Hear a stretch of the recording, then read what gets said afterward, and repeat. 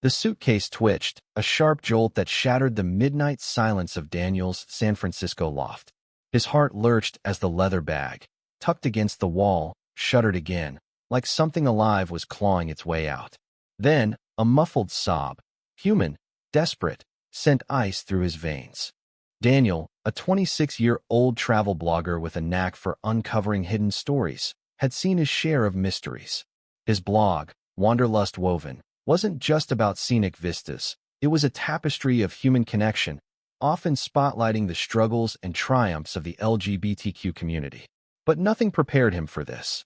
A suitcase he'd lugged home from a recent trip to New Orleans, now trembling in his dimly lit living room. He froze, his phone still glowing with the latest draft of a post about queer safe havens in the South. The loft, a haven of exposed brick and fairy lights, felt suddenly alien. Another sob, louder now, snapped him into action. He knelt beside the suitcase, hands shaking as he unzipped it. The leather parted, and a boy, no older than 16, with wide, terrified eyes and matted black hair, spilled out, gasping. "Please," the boy whispered, voice raw. "Help me." Daniel's breath caught. The boy, clad in a torn t-shirt and jeans, curled into himself, trembling. Bruises mottled his arms, and his face was streaked with dirt and tears. "Who are you?" Daniel asked, his voice gentle but urgent. "How did you get in there?" "I'm Leo," the boy stammered. They were going to kill me." His eyes darted to the shadows, as if expecting danger to lunge from the corners. Daniel's mind raced. He'd carried that suitcase through airports, cabs, and up 3 flights of stairs. How had a person been inside it all this time? "Stay there," Daniel said, grabbing a blanket from the couch and draping it over Leo's shoulders. He scanned the room, half expecting someone to burst through the door. His boyfriend, Ezra, was still at his night shift at the hospital, leaving Daniel alone to navigate this surreal crisis. "You're safe now, Leo, but you need to tell me everything." Leo's story came in fragments, each word heavier than the last. He was from a small town in Louisiana, where being gay was a sin preached from pulpits and enforced with fists. He'd run away after his stepfather caught him kissing a boy behind the school gym. "They locked me in a shed," Leo said, his voice breaking. "Said they'd fix me. Then these guys came. Said they'd take me somewhere safe, but they lied." His eyes welled up. "They put me in that suitcase, said no one would find me." Daniel's stomach churned. Human trafficking. He'd read about it, even blogged about its intersections with marginalized communities, but seeing it in his living room was a gut punch. He pulled out his phone, ready to call 911, but Leo grabbed his wrist. "No police," he begged. "They'll send me back. My stepdad, he's got friends on the force." Daniel hesitated. His instinct was to protect, but he knew the system could fail kids like Leo, especially queer kids from hostile homes. "Okay," he said softly, "no police yet. But we need to figure out who did this and why they chose my suitcase." The answer lay in Daniel's recent trip.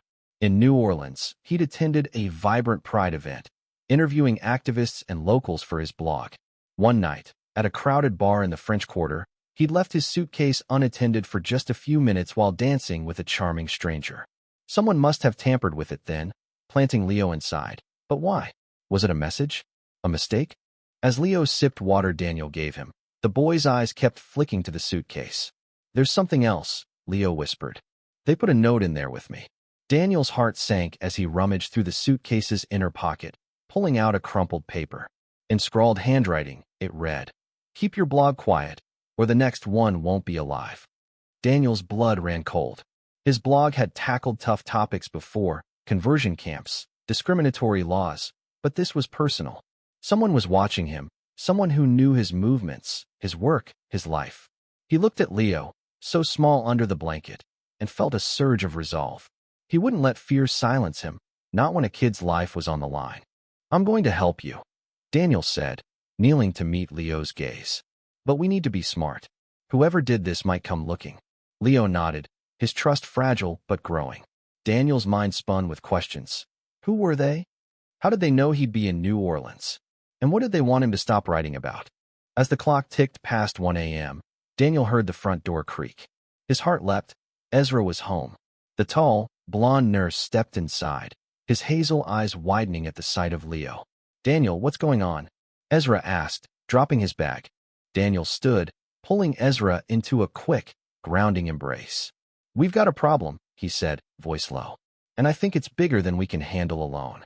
Ezra's calm, clinical demeanor kicked in as he knelt beside Leo, checking the boy's pulse and examining the bruises with gentle precision. "He's dehydrated and in shock," Ezra said, glancing at Daniel. "We need to get him cleaned up and fed, but we can't take him to a hospital without risking questions." Daniel nodded, his mind still reeling from the note. "Keep your blog quiet." It wasn't just a threat, it was a clue. Someone feared his words, his platform, his ability to shine a light on their darkness. But who?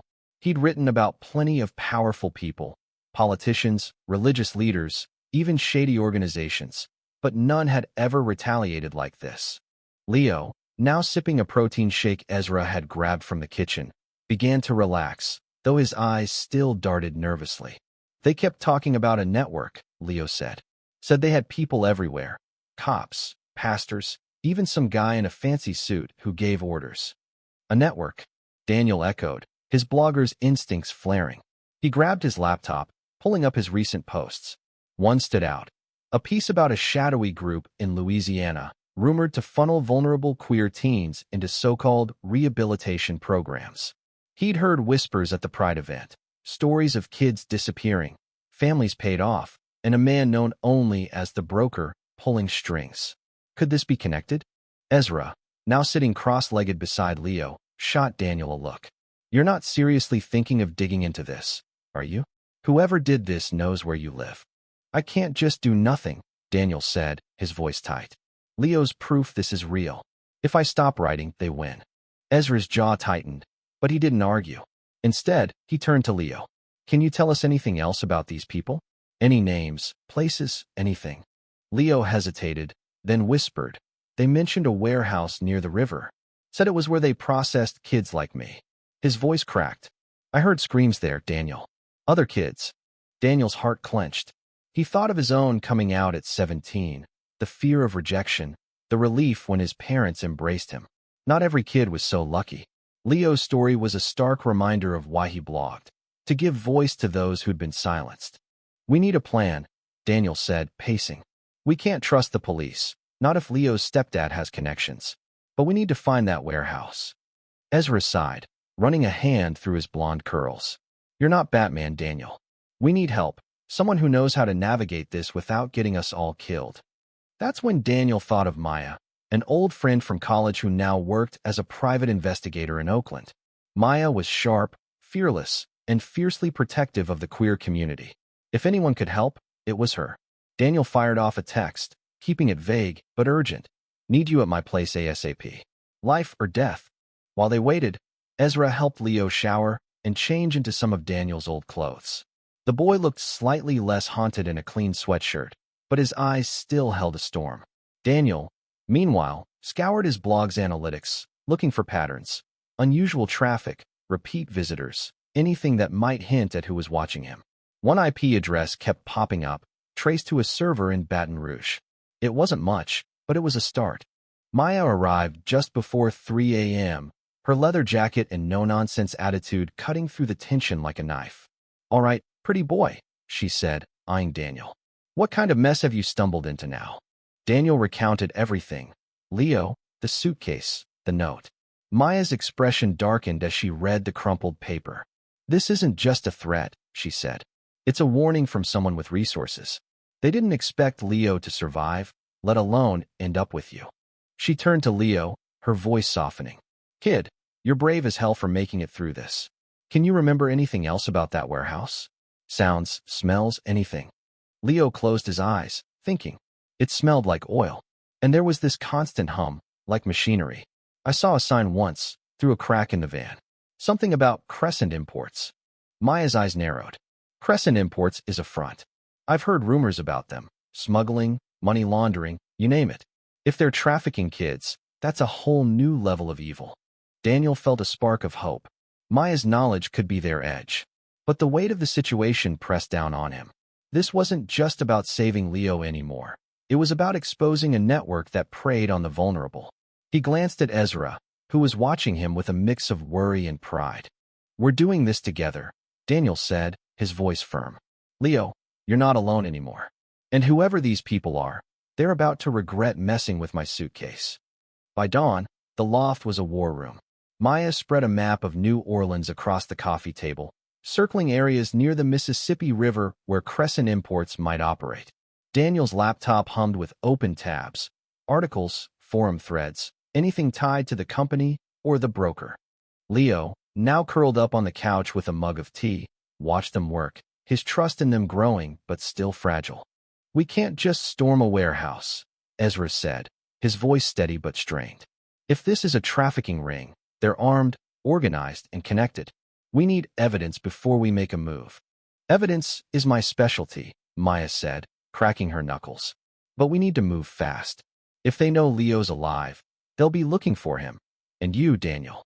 Daniel's stomach twisted. His blog had always been a beacon, but now it felt like a target painted on his back. He pulled up his latest post, the one about Louisiana's underbelly, and noticed a new comment. You're digging too deep, wanderer. Stop now. The timestamp was an hour ago. They're watching me, Daniel said, showing the comment to Maya. She frowned, grabbing her phone to trace the comment's origin. Same Baton Rouge IP, she confirmed.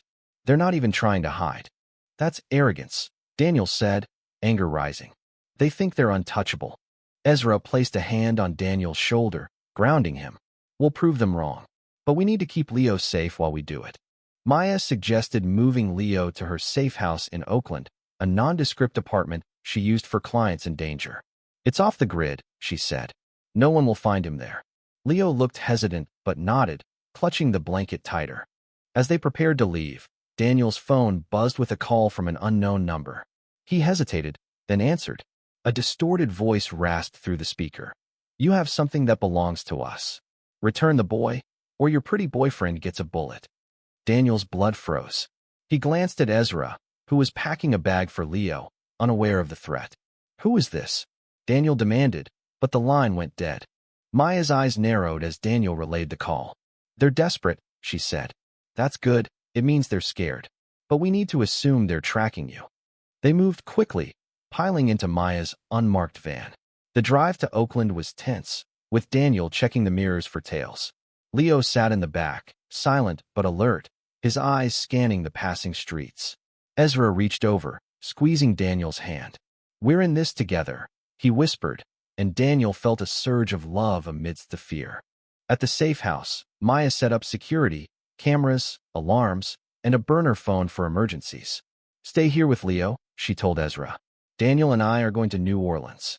If Crescent Imports is the key, we need to find that warehouse.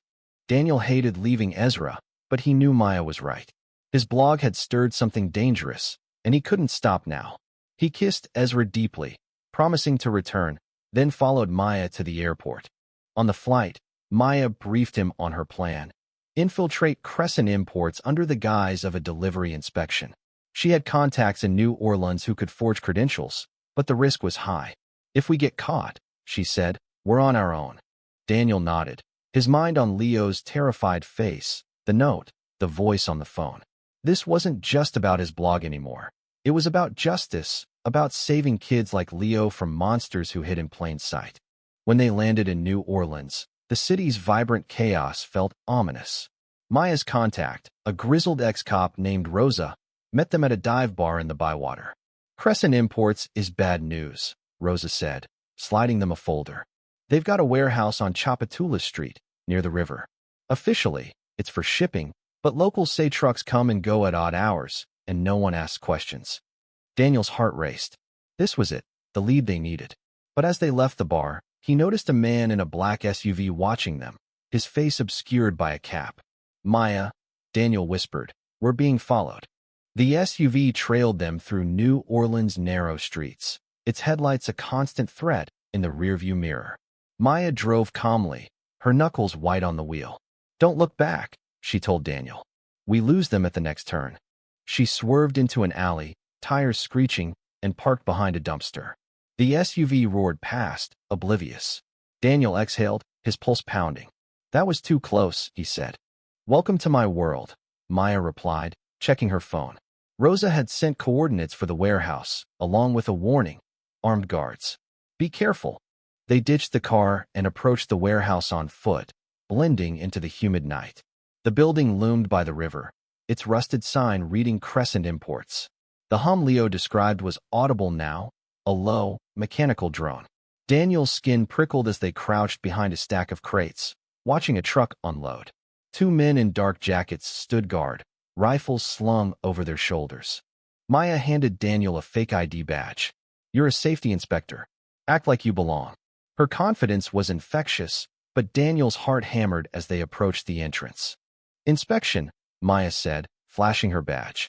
The guard barely glanced at it, waving them through.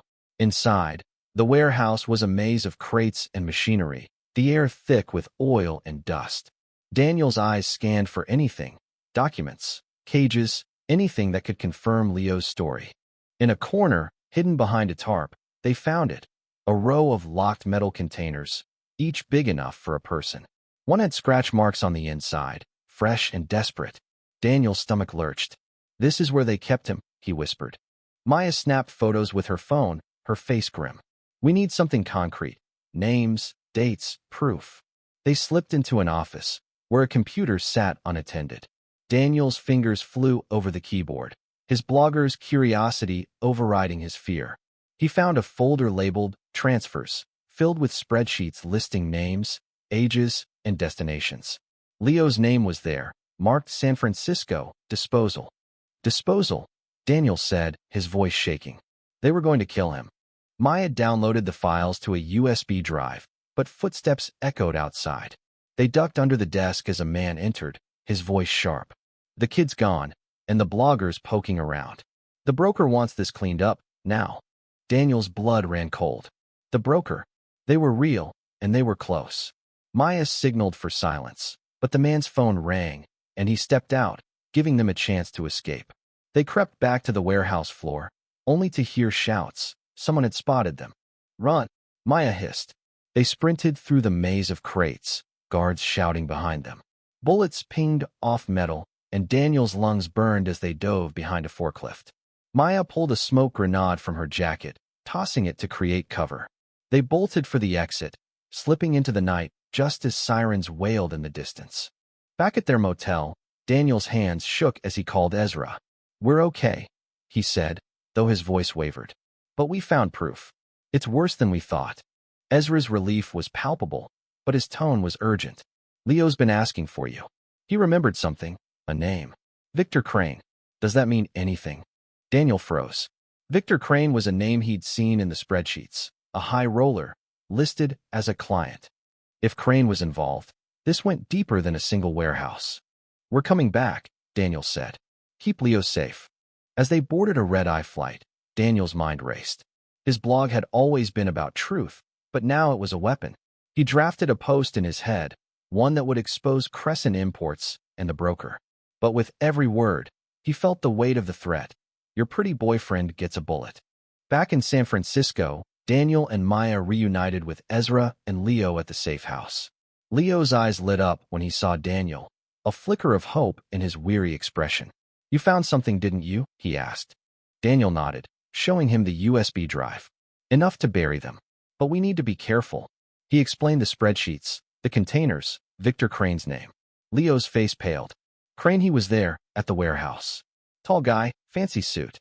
He looked at me like I was nothing." Maya's jaw clenched. "Crane's a big player, real estate mogul with ties to politicians. If he's the broker, we're up against serious power." Ezra pulled Daniel aside, his voice low. "You're in too deep, Daniel. This isn't just a blog post anymore. These people will kill you." Daniel's heart ached at the fear in Ezra's eyes, but he couldn't back down. "I started this when I wrote about their world. I have to finish it, for Leo, for the others." Ezra sighed, pulling Daniel into a tight embrace. "Then we finish it together." Maya devised a plan. Leak the evidence to a trusted journalist, someone with the clout to expose Crane without tying it directly to Daniel. She reached out to Priya, a reporter at a major San Francisco outlet known for her fearless coverage of corruption. Priya agreed to meet them at a crowded cafe in the Mission District, where they handed over the USB drive. "This is explosive," Priya said, scanning the files. "But it's dangerous. Crane's got lawyers, and his network's deep. You sure you want to do this?" Daniel glanced at Leo, who was sipping a soda, trying to look brave. "I'm sure," he said. That night, Daniel posted a teaser on his blog. "The truth is coming. Stay tuned." The response was immediate. Thousands of shares, comments from supporters, and a few ominous warnings. His inbox filled with threats, but one stood out. A photo of him and Ezra leaving the cafe, with the caption, "Last chance." Panic gripped Daniel, but Maya was already on it, tracing the email to a server linked to Crane's company. "They're rattled," she said. "That's why they're sloppy." The next day, Priya's article dropped, detailing Crescent Import's trafficking operation and naming Victor Crane as a key figure. The internet exploded, with "Justice for Leo" trending on social media. Daniel's blog crashed from the traffic, but he felt a strange calm. The truth was out. But the victory was short-lived. That night, as Daniel and Ezra slept in the safe house, a crash woke them. Men in black masks stormed the apartment, guns drawn. Maya fought back, taking one down, but there were too many. Daniel shielded Leo, his heart pounding as a masked man barked. "Where's the drive?" "We don't have it," Daniel shouted, but the man raised his gun. Before he could fire, police sirens blared outside. The intruders fled, leaving Daniel, Ezra, and Leo shaken but alive. Maya, bruised but unbowed, grinned. "Told you I had a backup plan." Rosa tipped off the feds. The aftermath was a whirlwind. Federal agents raided Crescent Imports, uncovering more evidence of trafficking. Dozens of kids rescued, their stories echoing Leo's. Victor Crane was arrested, his empire crumbling under the weight of Priya's article and the leaked files. Daniel's blog became a rallying cry, with readers donating to a fund for Leo and the other survivors.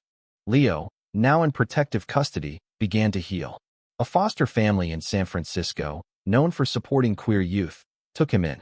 Daniel and Ezra visited often, watching him transform from a scared boy into one with dreams of becoming an artist.